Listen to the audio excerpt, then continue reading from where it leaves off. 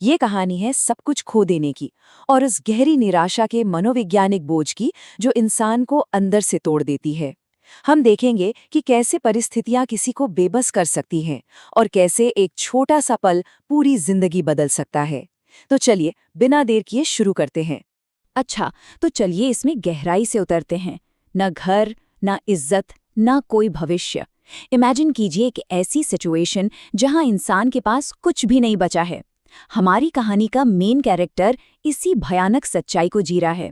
वो एक ऐसे पॉइंट पर पहुंच गया है जहां उम्मीद की कोई किरण नहीं दिखती। ये सिर्फ गरीबी नहीं है, ये एक इंसान की आइडेंटिटी का पूरी तरह से मिट जाना है। वो सड़क के किनारे फुटपाथ की उस ठंडी जमीन पर बैठा है जहां से दुनिया उसे बस एक बोझ लगती है। अब ये समझना बहुत जरूरी है कि कोई भी इंसान जन्म से सड़क पर नहीं होता। हमारी कहानी का मेन कैरेक्टर भी नहीं था, कभी उसके पास भी एक काम था, लेकिन फिर अचानक बीमारी ने दस्तक दी, हाथ कांपने लगे। सिर्फ 2 हफ्ते, हाँ लिटरली सिर्फ 2 हफ्ते वो काम पर नहीं जा पाया, और परिणाम क्या हुआ? उसकी जगह किसी और ने ले ली। यह हमारे समाज की एक बहुत ही कड़वी सच्चाई है। शारीरिक कमजोरी से शुरू हुई ये बात धीरे धीरे भयंकर आर्थिक दबाव में बदल गई।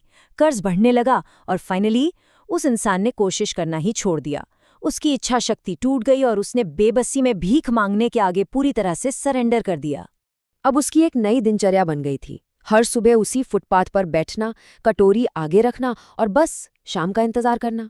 यहाँ समाज का रवैया देखने लायक है। लोग आते, कुछ तरस खाकर सिक्के फेंक देते, कुछ असुविधा के कारण नजरें चुराकर निकल जाते, तो कुछ ऐसे इग्नोर करते जैसे उसका कोई वजूद ही नहीं है। सोचिए, दया, उपेक्षा और इग्नोरेंस, इन सब ने मिलकर टुकड़े टुकड़े करके उसकी रही सही इंसानियत भी छीन ली थी। भीख मांगना अब मजबूरी से ज्यादा उसकी आदत बन चुकी थी। तो रोज की तरह वो बैठा था और अचानक ये सुन कर देने वाला रूटीन टूटता है। एक अजनबी उसके सामने रुकता है, अपनी जेब में हाथ डालता है। भिखारी की पुरानी आदत, उसने तुरंत अपनी कटोरी आगे कर दी। उसे लगा कुछ सिक्के गिरेंगे, लेकिन यहाँ खेल पलट गया। अजनबी ने पैसे वापस रख लिए और पैसे देने के बजाय उसने एक बहुत ही डायरेक्ट सवाल पूछा, क्या तेरे हाथ ठीक हैं? भिखारी ने कहा हाँ। पैर? हाँ। मतलब ये कॉन्वर्सेशन उस भिखारी के लिए एकदम आउट ऑफ द ब्लू था। आज तक किसी ने भी उससे उसकी शारीरिक क्षमता के बारे में इस तरह से पूछताछ नहीं की थी। जो सबसे दिलचस्प बात है वो ये है कि अजनबी ने इसके बाद जो कहा वो लिटरली दिमाग हिला देने वाला था। कुछ सेकंड उसे देखने के बाद अजनबी ने पूछा, तो फिर तू सिर्फ हाथ क्यों फैला रहा है? भिखारी एकदम ब्लैंक, उसके पास कोई जवाब नहीं था। और तब अजनबी ने कहा, हाथ अभी भी वही है, बस कटोरी बदल गई है। कोई दया नहीं, कोई सहानुभूति नहीं। अजनबी ने उस पर तरस नहीं खाया, बल्कि उसे एक ऐसी कड़वी सच्चाई का सामना करने पर मजबूर कर दिया जिससे वो भाग रहा था। वो बता रहा था कि औजार यानी उसके हाथ आज भी वही हैं जो काम कर सकते हैं, बस उसने अपना माइंडसेट बदलकर उन्हें भीख मांगने का साधन बना लिया है। अजनबी तो चला गया, पर उस रात वो भिखारी सो नहीं पाया। वो बस अपने हाथों को घूरता रहा। एक तरफ कटोरी थामे हुए हाथ, जो बेबसी और एक बुरी आदत का प्रतीक बन चुके थे, और दूसरी तरफ उन हाथों की वास्तविकता। उसे याद आए वो दिन जब यही हाथ भारी बोरियां उठाते थे, पसीने से भीगते थे और वो थका हारा पर सैटिस्फाइड होकर घर लौटता था।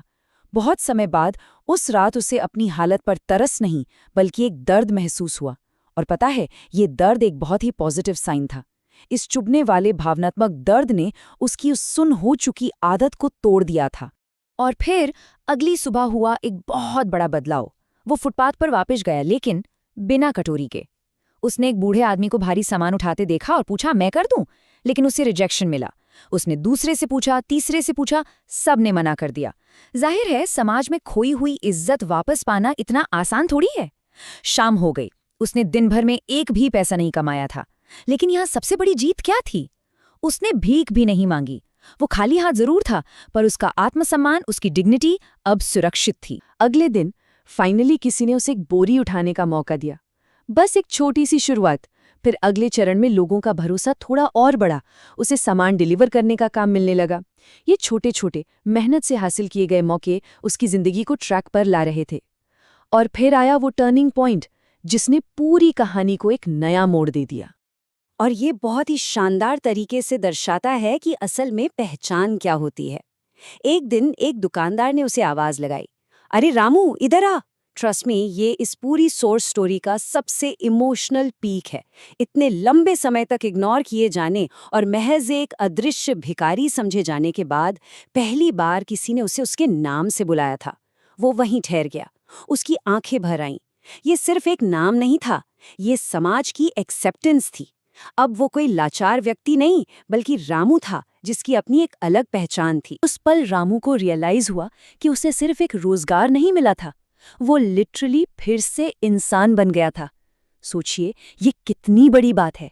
एक अदृश्य लाचार भिखारी से लेकर एक रिस्पेक्टेड इंडिविजुअल तक का सफर। इस एक मोमेंट ने उसकी खोई हुई गरिमा, उसका स्वाभिमान और उसका वजूद सब कुछ उसे वापस लौटा दिया था। अब वो समाज का एक एक्टिव और सम्मानित हिस्सा था।